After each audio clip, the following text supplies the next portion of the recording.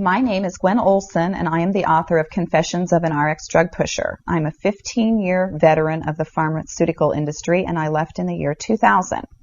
And what I would like to do today is I would like to dispel the myth that the pharmaceutical industry is in the business of health and healing.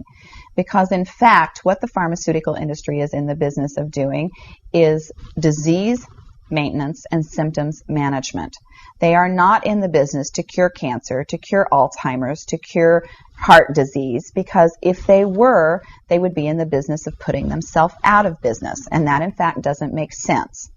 I don't want people thinking that I am a conspiracy theorist, because in fact there is no theory behind what I'm telling you. It's all provable.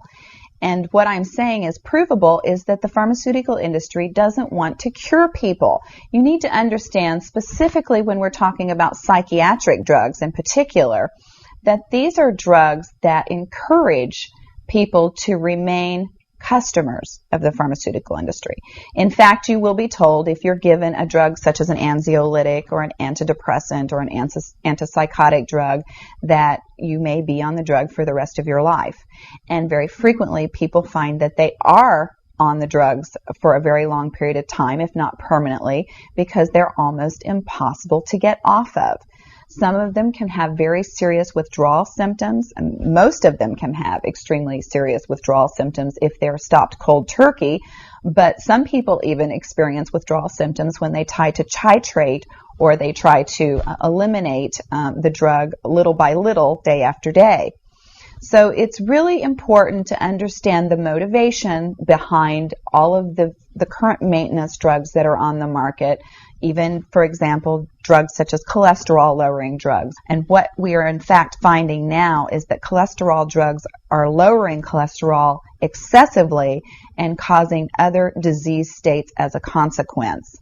So you need to be careful about trying to take drugs in order to remain healthy, because you're never going to have anyone come to you and tell you that the drugs are always tried against a placebo in clinical trials. What a placebo is a sugar pill. And in fact, many drugs are not found to be much more efficacious than the sugar pill.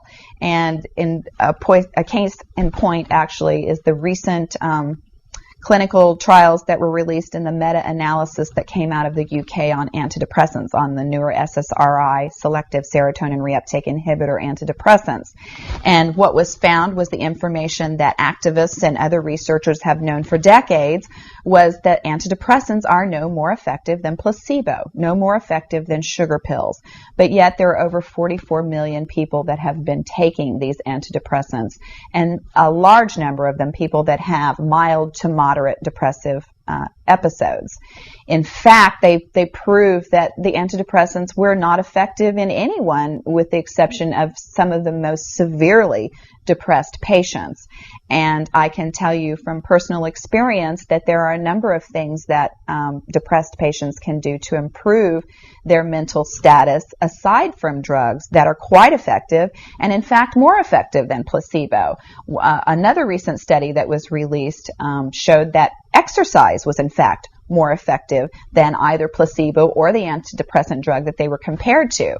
But just like Bill Maher said in his show, you know, we're never going to hear any ads on television that are sponsored by anybody saying, you know, the New England Journal just announced that exercise is twice as effective as antidepressants in curing depression.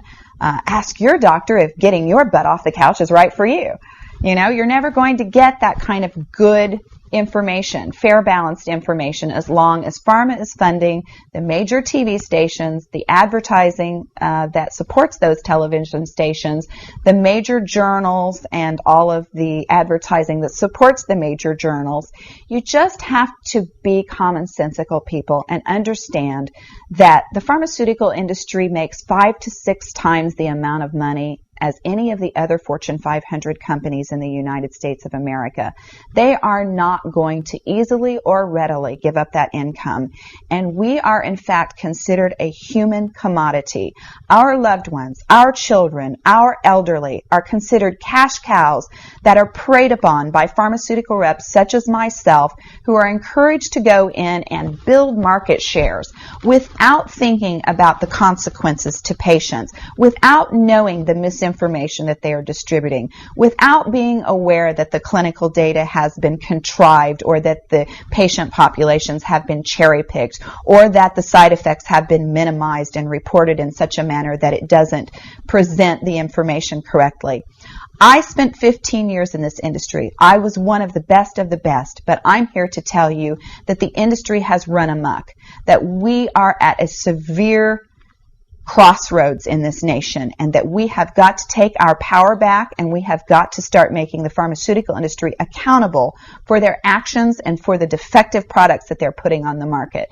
It won't be long before every American is affected by this disaster, and we need to be aware of what the differences are between diseases, between disorders, and between syndromes. Because if it doesn't have to be scientifically proven, if there are no tests, if there are no blood tests, CAT scans, urine tests, MRIs, if there is nothing to document that you have a disease, then you in fact do not have a disease, you have a disorder.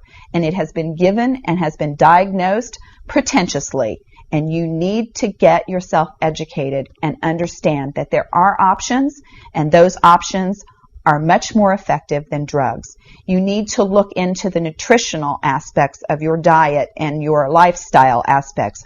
Are you exercising? Are you taking care of yourself in the ways that you need to be proactive about your health? Because once you start down the road of taking one prescription drug on top of the other, you will be a lifelong customer for the pharmaceutical industry, and your choices will be truncated. So I would like to ask you to please self-educate, be proactive, and share the information with others. The next victim could be someone that you love. Thank you.